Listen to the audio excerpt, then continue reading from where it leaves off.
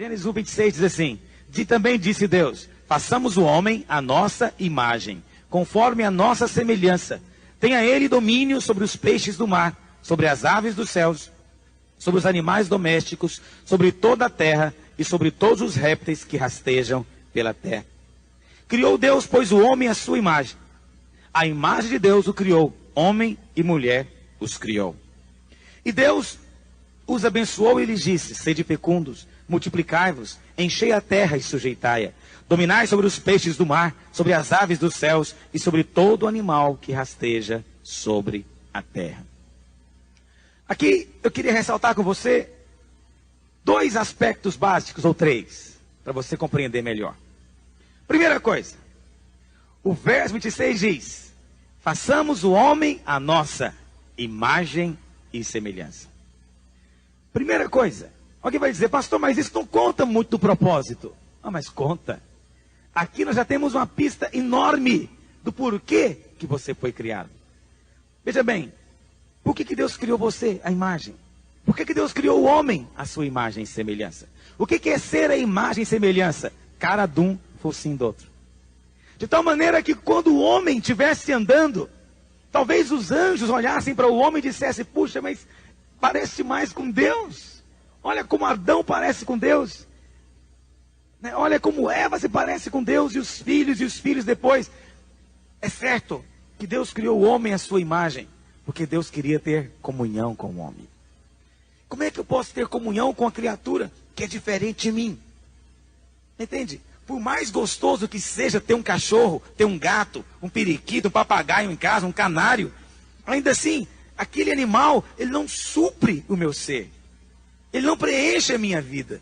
É gostoso, mas não me completa. Por quê? Porque não tem o mesmo tipo de vida que eu tenho. Lá em João 4, verso 24, diz o quê? Que Deus é... Vamos ler lá? Abre lá. João 4, versículo 24. O que diz? Deus é... Vamos dizer junto? Deus é Espírito. E importa que aqueles que o adorem em... Bom, Deus é o que, meus irmãos? Espírito. Deus é Espírito. Aí você fala: mas como é que é isso então? Deus, sendo Espírito, Ele queria ter comunhão com alguém que fosse da natureza dele, do tipo dele. Deus criou o homem então com um propósito. Vou te usar uma ilustração para você entender. Deus criou o homem, diz a Bíblia, como um recipiente, como um vaso, para ter Deus dentro de si. Deus queria entrar dentro do homem. Sendo Deus esse Espírito, Deus criou o homem com um Espírito capaz de ter comunhão com Ele, capaz de recebê-lo dentro de si. Alguém tem uma luva aqui, por algum incrível acaso e coincidência? Um motoqueiro, alguém assim? Eu sempre gosto de usar a luva como exemplo. O que é a luva? Você pega uma luva, a luva é a imagem e semelhança do que, meus irmãos? Da mão. Não é verdade? Você olha a luva, você lembra do que? Da mão. A forma, né, a geometria, os 5 dedos, o formato, tudo lembra a mão. A luva é a imagem e semelhança da mão. Mas a luva sem a mão é vazia, é sem sentido, é sem propósito. Para que serve uma luva? A não ser para que a mão possa entrar dentro dela. Não há outro propósito. Você pode tentar usar a luva para outras coisas, mas fica uma coisa tosca, sem sentido. Assim acontece com o homem. Quando ele é usado para outros propósitos, você percebe um vazio, uma falta de sentido, um absurdo. Mas o homem, ele foi feito para se encaixar com Deus. De tal maneira que quando a mão entra na luva, a mão torna-se o conteúdo da luva e a sua realidade. Sem a mão, a luva é vazia, é oca, é sem propósito. Mas quando a mão entra, a luva é preenchida. Assim acontece com você. Você é como uma luva. Você foi criado exatamente no formato de Deus, para que Deus pudesse entrar dentro de você. Você foi criado para receber dentro de si. Diga, o primeiro propósito para o que eu fui criado é para ser um vaso, para receber Deus dentro de mim. E é por isso que a Bíblia fala que nós fomos feitos à semelhança de Deus. Sendo Deus Espírito, alguém vai dizer: mas o homem não é só Espírito. O homem é corpo, alma e espírito. Com o seu corpo você tem contato com esse mundo material, com esse mundo físico. Com a sua alma você tem contato com o mundo psíquico, com esse mundo interior. Mas com o seu espírito você tem contato com Deus. É com o seu espírito você tem contato com o mundo espiritual. Eu sei que alguns falam, não, o homem é só corpo e alma. Esse é um conceito limitado. O homem é um ser triuno, porque Deus é triuno. Assim como Deus é Pai, Filho e Espírito Santo, o homem também é espírito, alma e corpo.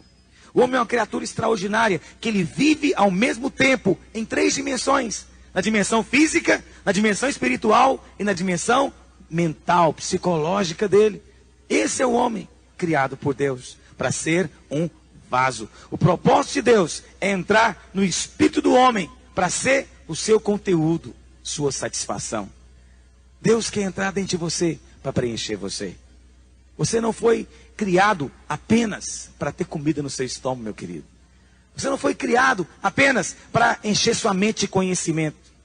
Você foi criado com um espírito para receber Deus dentro de si. Tudo mais é um propósito limitado. Tudo mais é pequeno quando comparado. Menos isso. Fomos criados para conter a Deus. Para ter Deus como nosso conteúdo e nossa satisfação. Amém, meus irmãos? Segunda coisa. Por que ter um homem à sua imagem e semelhança?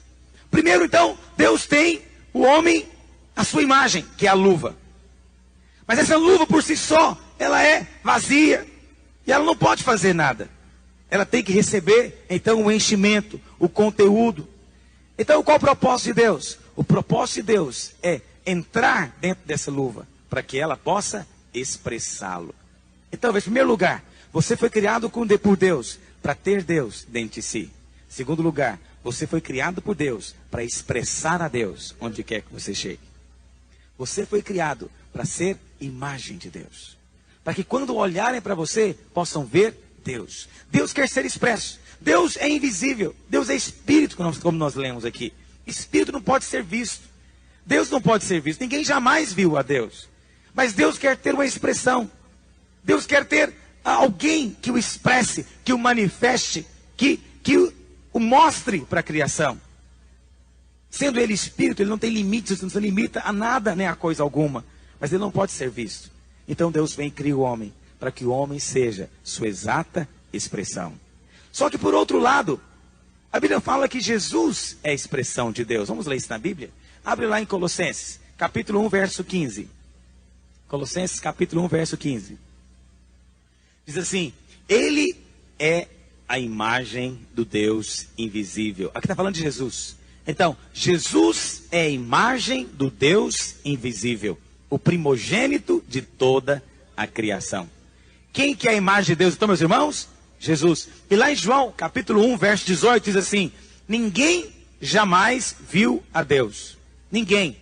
O Deus unigênito, que está no seio do Pai, é quem o revelou. E quem é o Deus unigênito, meus irmãos? Jesus. Jesus veio e se revelou. Nos revelou o Senhor. Porque a Bíblia fala que ele é a exata expressão de Deus. Por outro lado, nós vemos que Jesus se fez homem. Ele tomou a forma humana. Eu pergunto para você, quem que é a imagem de quem? É você que foi criado à imagem de Deus? Ou Deus que resolveu tomar a sua forma e a sua imagem? É recíproco. É recíproco. Deus já criou você, planejando que um dia Jesus viria para ser como você, para ser gente. Por isso, nós temos que entender que ser espiritual é ser gente. Vou dizer algo para você. Quanto mais espiritual alguém é, mais humano ele se torna. Eu sei que muitas vezes no nosso meio, no meio evangélico, se ensina uma espiritualidade angelical. Não é verdade? Nosso desejo é ter uma vida espiritual assim, totalmente etérea, totalmente mística, totalmente desconectada deste mundo. Eu chamo de espiritualidade dos anjos. Muitos crentes querem virar anjo.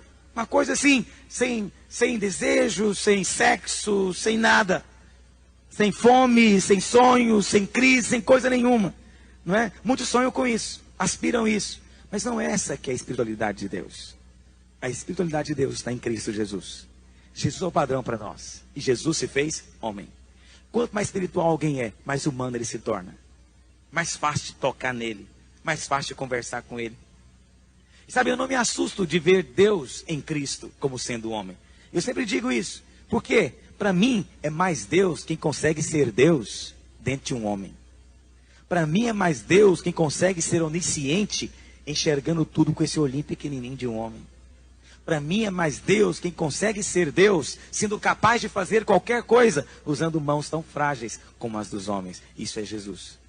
Jesus é a expressão máxima de ser homem, imagem e semelhança de Deus. Quero dizer algo para você. Quanto mais o Espírito operar em você, mais sensível você se torna, mais sensato, mais lúcido, mais gente como Deus planejou que você fosse.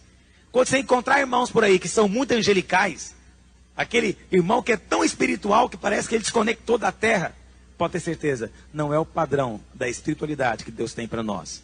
Deus quer fazer de nós homens. Ser homem é uma grande coisa, mas homem, imagem de Deus.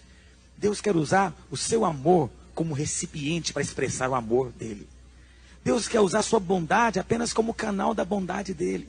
Deus quer usar sua inteligência como canal da sabedoria dele. Deus quer usar esse corpo nosso, tão pequeno, tão frágil, tão limitado, para essa expressão do divino, do eterno, do maravilhoso, da divindade de Deus. Tem algo mais celestial do que isso. Algo melhor do que isso. Por isso lança fora a ansiedade. Sabe, lança fora as comparações que você às vezes vê pessoas tão extraordinárias, tão tremendas. É melhor ver Jesus. Eu amo ver o Senhor. Sua sensatez, sua normalidade. Como ele era comum. Como ele era gente como qualquer outra. Olhava-se para ele e não se via nada de extraordinário. Porque ele era apenas isso. Gente. Seja isso, gente. Imagem e semelhança de Deus. Amém, meus irmãos? Fomos criados para isso. Em primeiro lugar, para ser um vaso. Diga, eu fui criado para conter a Deus. Diga, eu sou um vaso para conter a Deus dentro de mim. Então você é essa luva. É isso que você é. Essa luva, que é a imagem e semelhança da mão. A luva é você, mas a mão é Deus. Amém, meus irmãos? Segunda coisa, fomos criados imagem e semelhança de Deus. Por quê? Para expressá-lo. Para mostrar Deus. Para dizer que Deus se parece conosco. Sabemos que o pecado destruiu essa imagem de Deus. Vamos ver isso depois com calma. Mas fomos criados para isso, para expressá-lo, para se parecer com ele. Mas há uma terceira coisa. Para que eu recebo essa vida dentro de mim? E para que eu me pareço com ele? Para representá-lo. Aí vem a terceira coisa. Nós estamos aqui para representar a Deus na sua autoridade. Para determinar aqui na terra a vontade de Deus. A vontade celestial do Senhor. E Deus então deu para o homem algumas ordens. Olha as ordens que ele deu para o homem. Acompanhe na sua Bíblia. E Deus os abençoou e lhes disse: sede fecundos. Sede fecundos. Sede fecundos. Tenha filhos. Muitos filhos. Multiplique-se. E tenha filhos que sejam também a sua imagem e semelhança. Porque cada espécie gera de acordo com a sua imagem e semelhança. Que coisa extraordinária. Deus criou Adão à sua imagem. E Adão gerou um filho que também era a sua imagem. E podemos transmitir essa imagem. Então, seja fecundo, encha a terra, sujeite-a. Verso 28. Domine sobre os peixes do mar, sobre as aves dos céus, sobre todo animal que rasteja pela terra. Por que o homem precisa de ser um instrumento de Deus? É outra maneira de falar.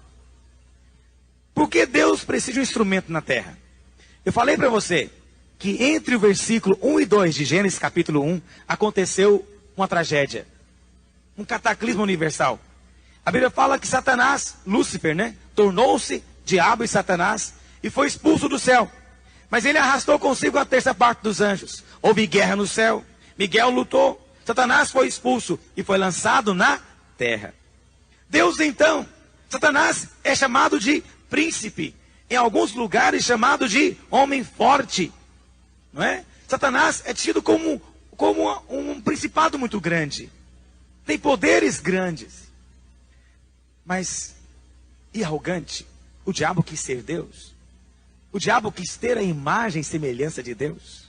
Não é extraordinário isso? O diabo, ele quis se parecer com Deus.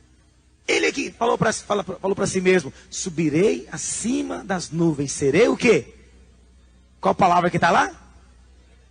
Não é? Imagem e semelhança. Ele quis ter imagem e semelhança. Mas teve, meus irmãos? Não. Foi precipitado. A Bíblia fala que Deus o julgou e o lançou na terra. A terra, então, tornou-se o único lugar do universo onde a autoridade de Deus era questionada. Onde alguém se levantou para dizer que era Deus. O que Deus faz, então? Deus é extraordinário. Deus vem, então, diz a Bíblia, pega do pó da terra. Deus é maravilhoso. Deus não quer mostrar o seu poder para o diabo. Porque o diabo já conhece o poder de Deus. Muitos perguntam, por que Deus não destrói o diabo logo de uma vez? Porque não seria nobre da parte de Deus. O maior destruiu o menor? Que glória há nisso? Deus não quer mostrar para o diabo o seu poder, porque o diabo sabe que ele é poderoso. Deus quer mostrar para o diabo algo que ele não sabe. Ele quer mostrar a sua glória. Deus quer mostrar a sua glória. Qual a diferença entre glória e poder? Poder é o seguinte, você tem lá Golias de um lado, Davizinho do outro. Se Golias vem e acaba com o Davizinho, isso é o que, meus irmãos? Poder. O mais forte não destruiu o mais fraco? Agora, se Davizinho, desarmado não, mas digamos, sem aquele equipamento bélico, né? Sem armadura, sem treinamento bélico, pequenininho, jovenzinho, sem experiência, com estilingue, não, vamos falar de estilingue, né? Que é mais fácil entender nossa região aqui. Porque funda, quem sabe o que é funda? Eu descobri na Bíblia. Mas o normal, vamos falar de estilingue. E está lá o outro, enorme, quase 3 metros de altura, armado até os dentes. Pode destruir Davi com o dedo. E vem Davi com o estilingue e dá-lhe uma pedrada. E mata o Golias. O que é isso, meus irmãos? É glória. É Honduras ganhando do Brasil. Glória. Não é glória? Brasil ganhar de Honduras, tem graça? Alguém ia festejar no outro dia? Ganhamos de Honduras, você viu? Foi demais. Alguém ia falar alguma coisa? Não ia falar nada. Nem sabe onde fica Honduras. Agora, pergunta para os hondurenhos lá como é que foi o dia seguinte deles. Teve festa na rua. Davi derrubou o Golias. Aleluia. Azar nosso ser Golias no futebol, né? Fazer o quê? Azar o nosso. Mas olha para cá. Deus quer mostrar a sua glória. E Deus então pega do pó da terra. Deus às vezes também gosta de zombar dos fortes. Deus zomba daqueles que se acham alguma coisa. Deus pega do pó da terra. E do pó da terra faz um homem. De barro. O que fala isso? Fragilidade. Limitado. Pequeno. E Deus sopra dentro dele. E o homem então vem à vida. Torna-se alma vivente. Mas Satanás está passeando pela terra. E está rodeando pela terra. E um belo dia ele passa e vê um jardim plantado. E fala, isso aqui não estava aqui. Não estava aqui. É Deus que está plantando. Satanás vem para olhar o que está acontecendo. E ele vê alguém passeando no meio do jardim. Não era Deus. Mas ele olhou e falou, é Deus que está ali. Mas não era Deus. Mas era alguém que tinha tudo o que ele quis. Era semelhante ao Altíssimo. Aleluia. Não é maravilhoso isso? Satanás olha e fala, é semelhante ao Altíssimo. É parecido com o Altíssimo. É imagem e semelhança de Deus. É a cara dele. Por que Deus faz isso? Deus quer, através desse homem frágil, pisar, esmagar a cabeça desse principado. Essa é a glória de Deus. É por isso que Deus escolhe as coisas loucas deste mundo. Deus não escolhe os sábios. Deus não escolhe os fortes. Deus não escolhe os melhores. Deus só escolhe os últimos. Deus só escolhe aqueles que não são. Deus só escolhe aqueles que são fracos. Deus só escolhe aqueles que se acham ignorantes e incapazes. Esses Deus escolhe. Para quê? Para através deles envergonhar aqueles que julgam ser alguma coisa. Que glória que tem eu usar alguém mais sábio para envergonhar o sábio. Que glória tem eu usar alguém mais forte para derrotar o forte. Mas a glória é quando Deus põe na boca de gente simples como você palavras de sabedoria que doutores não são capazes de entender. Essa é a glória. A glória é quando crianças pequenas podem repreender demônios e mandar eles sair. E o diabo tem que sair. Tem humilhação maior do que essa? Você já viu? É uma humilhação. Tinha uma garotinha, eu já vi pregadores mirins.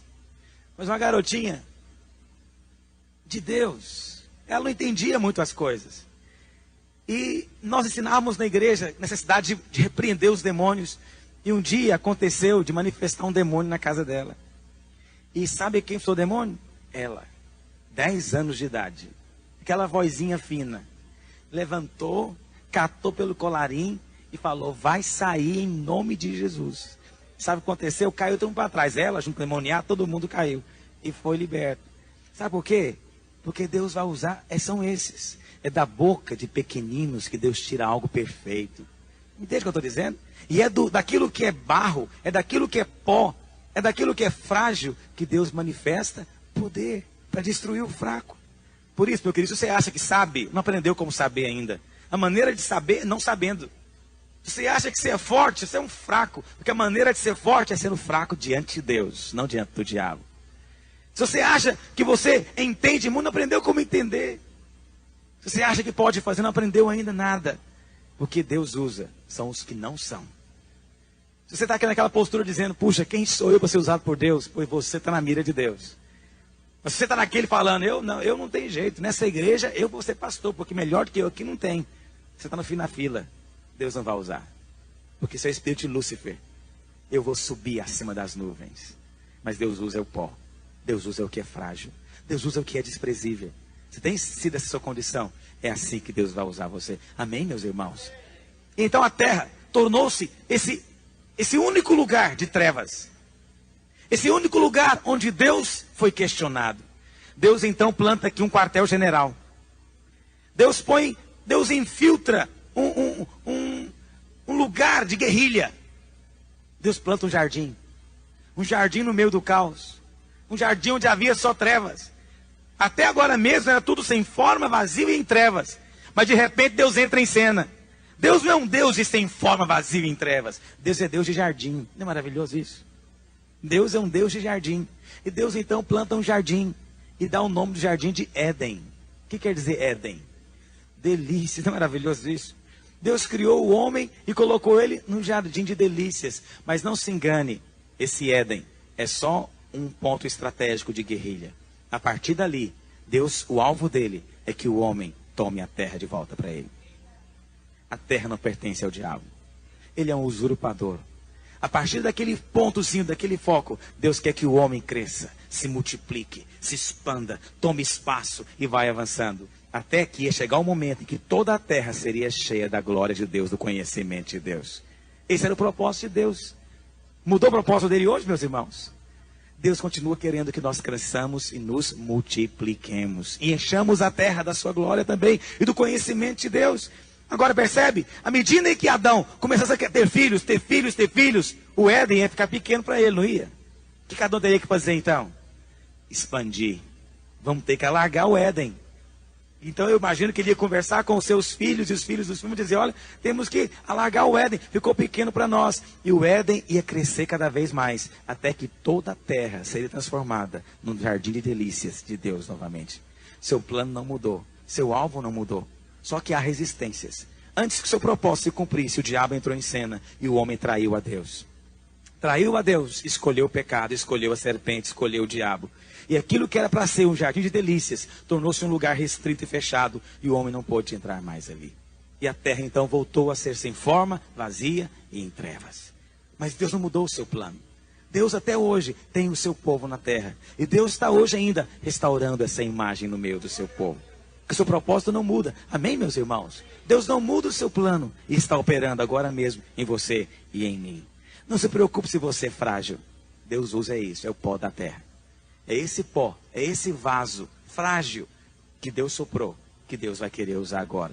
Não fique esperando chegar o dia que você vai ser forte. Tem crente que fica sonhando com o dia que ele vai ser super forte em alguma coisa. Não, Deus usa os frágeis. Entende? Deus usa, como diz Paulo, é aquele que vai com temor e tremor. A gente pensa que Deus não usa quem treme, mas usa. Às vezes você pensa que o diabo não respeita quem treme. O diabo não respeita nem sua voz forte, nem sua segurança humana, não, meu querido. O diabo respeita você. Se você tiver a imagem do Todo-Poderoso, ele respeita você. Com o microfone tremendo e tudo. O pastor amigo meu estava pregando em Salvador, na Bahia. Num ginásio de esporte. Levantou um baiano lá. Grandão, com a peixeira na mão. Morenão. E foi em direção do púlpito, parou na frente dele e falou, vou te picar inteirinho aqui agora. É duro. Não é fácil ser pastor às vezes. E o pastor, é claro, sentiu o peso da situação. E as pernas bambearam e a mão começou a tremer. O que você acha? Isso autoriza algum endemoniado a esfaquear pastor? Não. Aquele pastor levantou com mão tremendo e tudo, com voz tremenda e a mão gelada e tudo, e falou: você está amarrado em nome de Jesus. Colocou a mão para trás. E aí na hora que ele fez, que o pastor percebeu que ele estava obedecendo, aí ele empolgou, né? Aí ele ficou firme de novo. Pois é, vai ficar aí no chão até o final do culto agora. E ficou até o final do culto lá no chão, lá gruindo, ouvindo a pregação. E no final expulsou. Deixa eu dizer algo para você. Não fique pensando que é a sua coragem natural que faz diferença. O que faz diferença é a presença do Altíssimo na sua vida. Tem imagem dele em você? O diabo vai ter que respeitar em nome de Jesus. Amém? Feche seus olhos por um instante. Espírito de Deus, abra os nossos olhos. Dá-nos revelação, dá-nos entendimento, dá-nos compreensão. Obrigado porque o Senhor nos instrui e nos alimenta nesse dia, neste lugar, no nome de Jesus. Amém.